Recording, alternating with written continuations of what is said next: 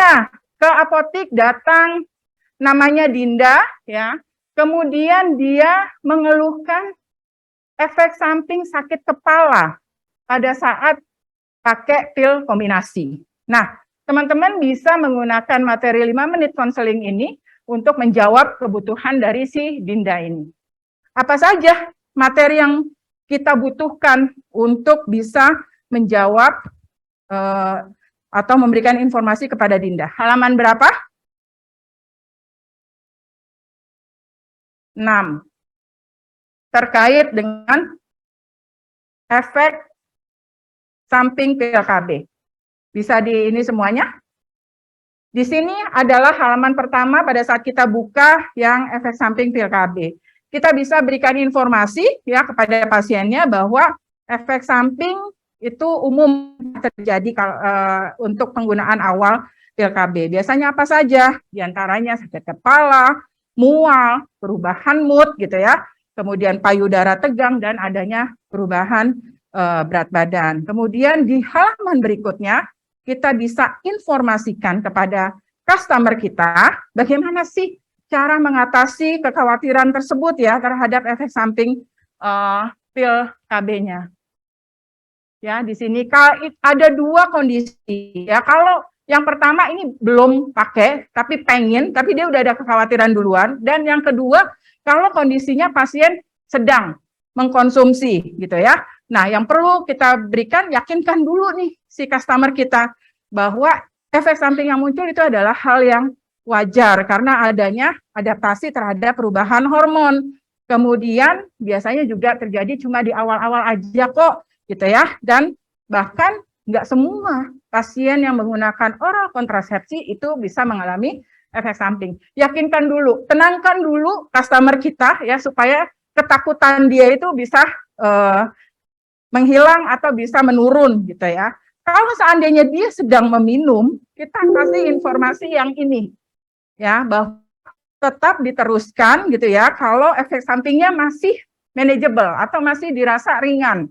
Tapi kita bisa sampaikan kepada customer kalau seandainya efek sampingnya itu dia tidak tahan gitu ya atau lebih parah, hubungi bidan atau misalnya ke dokter kandungannya. Dan kalau terjadi sampai migrain dengan aura, maksudnya migrain dengan aura itu dengan apa namanya adanya pandangan kabur gitu ya, itu perlu untuk di stop. Kemudian PT Bayer Indonesia itu menyediakan, nggak bisa ya? Next slide deh, agak susah ya. Oke, nah PT Bayer Indonesia itu menyediakan berbagai produk sesuai dengan kebutuhan customer kita. Ya, di mana biasanya kalau kayak tadi yang dialami sama Dinda tadi, itu adanya sensitivitas terhadap hormonal. Jadi yang bisa menjadi pilihan atau rekomendasi untuk pasien Dinda tersebut adalah yang ini nih, Yas, ya, di mana untuk Yas ini memang dikondisikan kalau misalnya dia misalnya tidak apa ya, tidak kuat dengan kadar estrogen yang tinggi. Jadi estrogennya yang butuh estrogen yang dosis rendah yang ada atau yang dipunyai oleh Yas. Nah, Yas ini dia mempunyai perlindungan kontrasepsi untuk bisa mencegah kehamilan dan juga punya manfaat untuk bisa mengatasi gejala PMDD, predisporic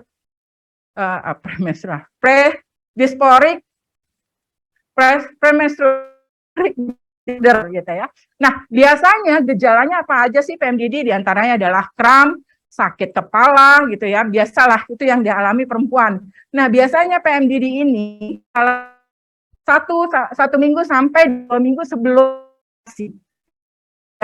yang sudah gejala-gejala adalah menggunakan Yas ya. Kemudian case yang ketiga, pasien 30 tahun dan dia ada kekhawatiran efek dari pil KB itu bisa, saya males pakai pil KB, saya takut jerawatan, saya takut berat badan saya makin makin meningkat gitu ya. Nah, fakta. Mitos atau fakta, dan kita bisa menjawab menggunakan 5 menit counseling tools yang dipunyai oleh buyer. Sekarang berarti kita buka halaman yang mana? 8, yaitu mitos dan fakta gitu ya. Nah, masuk ke halaman 8 dengan pil KB kombinasi dan jerawat, di mana tadi ya dari Sandra ini ada kekhawatiran tersebut ya, di mana jerawat itu memang juga efek samping dari pil KB tapi jenisnya tertentu gitu ya. Tapi kalau pil KB yang mengandung drospirenol justru dia punya sifat anti-androgen. Siapa tadi yang punya drospirenol dari Bayer? Nama produknya Yasmin gitu ya. Dan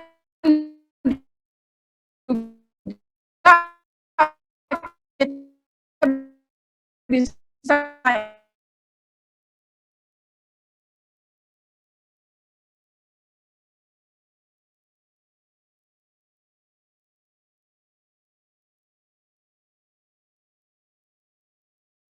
informasi bahwa Indonesia itu menyediakan bermacam-macam pil kontrasepsi untuk kebutuhan pasien yang berbeda-beda. Nah, kemudian kita bisa nih kasih informasi ke Bu Dewi ya terkait dengan, karena dia baru mau mulai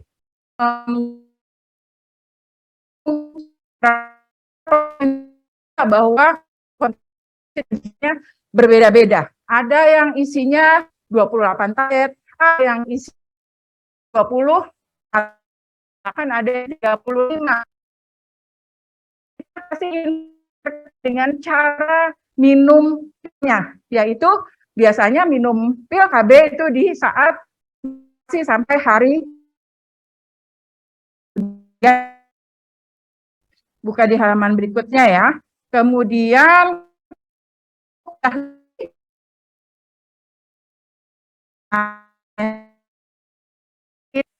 bahan kontrasepsi yaitu kondom untuk 7 hari ke depan. Kemudian kita sampaikan kepada pasien KB yang perlu diingat adalah apa? Rutin. Kalau untuk bisa mendapatkan efikasi untuk mencegah terjadinya kehamilan. Jadi harus rutin minumnya di hari di jam yang sama. Betul. Itu yang perlu kita informasikan kepada pasien atau kepada customer. Kemudian biasanya kan nih kalau di halaman yang untuk customer kan isinya kayak gini nih ya. Kita bisa kasih tahu bahwa misalnya hari pertama headnya itu di hari Rabu. Berarti dia bisa mulai di hari Rabu, kemudian diteruskan ke hari berikutnya, setiap harinya 1. Kemudian informasi apa lagi? Oh, susah ya. Oh.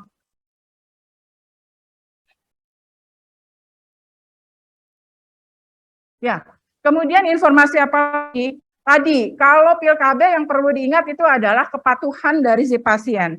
Kita juga di sini bisa menyampaikan informasi kenapa butuh diminum di jam yang sama setiap harinya. Di sini bisa teman-teman baca semuanya. Kenapa? Yaitu pertama untuk menjaga efektivitas dari kontrasepsinya, menjaga kadar hormon, kemudian mencegah terjadinya spotting. Si customer tersebut mengalami spotting gimana? Di sini juga sudah ada informasinya bahwa nggak perlu khawatir. Ya, spotting itu biasa terjadi di awal penggunaan kontrasepsi sebagai respon bahwa sebagai respon tubuh ya terjadi atas terjadi perubahan hormonal tersebut. Tapi efektivitas dari kontrasepsinya sendiri walaupun si customer itu spotting itu tidak merubah gitu ya, dan tetap dianjurkan untuk meminum pil KB-nya terus walaupun mengalami spotting. Kemudian di sini kita juga ada informasi terkait dengan tips supaya si pasiennya itu nggak lupa minum obatnya. Apa aja? Pasang alarm, kemudian minum pil KB-nya di rutinitas yang dia bisa ingat, bisa di sarapan atau di makan malam. Kemudian simpan pil KB-nya di tempat yang lebih gampang untuk diingat. Misalnya biasanya ibu-ibu yang paling rutin mana sih? Dapur gitu ya, atau misalnya di lemari tempat bahan makanan di dapur tersebut yang kelihatan gitu ya dan gampang untuk diingat. Kemudian kasih juga informasi kalau karena tadi butuh rutin, butuh patuh pasiennya, kasih informasi bagaimana kalau dia lupa. Lupanya kalau kurang dari 12 jam dengan lebih dari 12 jam itu beda penanganannya ya. Dimana kalau lupanya itu kurang dari 12 jam, dia langsung minum aja. Misalnya harusnya dia minum jam 7 malam, habis makan malam. Terus ketiduran, habis nonton sinetron ketiduran nih ya, lupa minum pil KB-nya. Baru kebangun jam 12 malam. Gimana? Apakah langsung diminum atau double? Langsung diminum begitu dia ingat. Dan efektivitas dari kontrasepsinya nggak akan berubah. Gitu ya. Tapi kalau seandainya dia lupanya ternyata baru besoknya jam 9 dia ingat gitu. Nah, ini perlindungan kontrasepsinya itu akan berkurang, jadi dia butuh tambahan kontrasepsi seperti kondom untuk 7 hari ke depan.